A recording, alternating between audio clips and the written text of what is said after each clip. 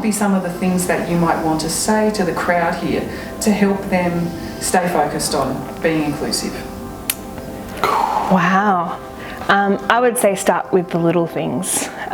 So some of the things that certainly these guys do to help me are actually quite simple in just kind of, including time to support your co-workers in our duty statements, and making sure that we've always got accessibility lines in our budgets. I think accessibility can often be seen as quite an overwhelming thing. You think you have to spend hundreds of thousands of dollars, but there are lots of very small things that you can do that make life so much better for us.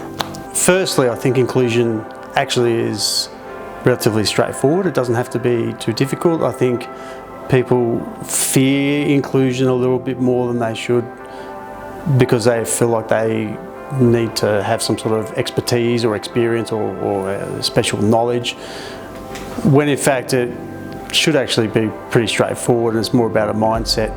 People with disabilities are part of the fabric of Canberra, so it's right that we actually should be included right up front when somebody is considering a considerable change to the urban landscape of our city. Sadly, sometimes that doesn't happen, it's done right at the end. I was impressed by these people doing it at the start. They reached out to ACTCOS, they reached out to a number of organisations and said, we just want to do this well.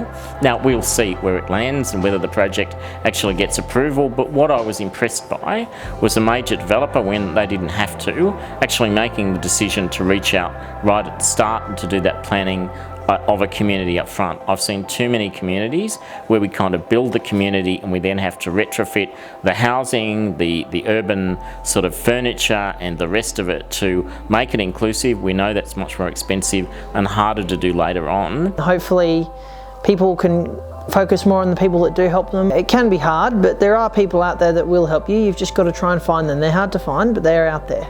The very first time I went to a culture break class, it was kind of, I didn't know what to expect, what's going to happen, what are the people going to think of me, I was very, very cautious. But then I came out of culture break feeling satisfied and very, very happy that I found a place where I can be myself without anyone putting me down or anything, and yeah.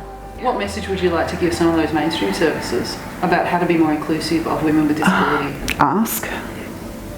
Ask the women, ask us, ask WIDAT, ask anyone, yeah. Because I think that's the only way that you can be truly inclusive, because everyone's so different. So what suits this person doesn't suit that person. And so if you want everyone to participate, you've got to do what each person actually needs. And I guess that's when inclusion's working, it's working for everyone, and it feels good.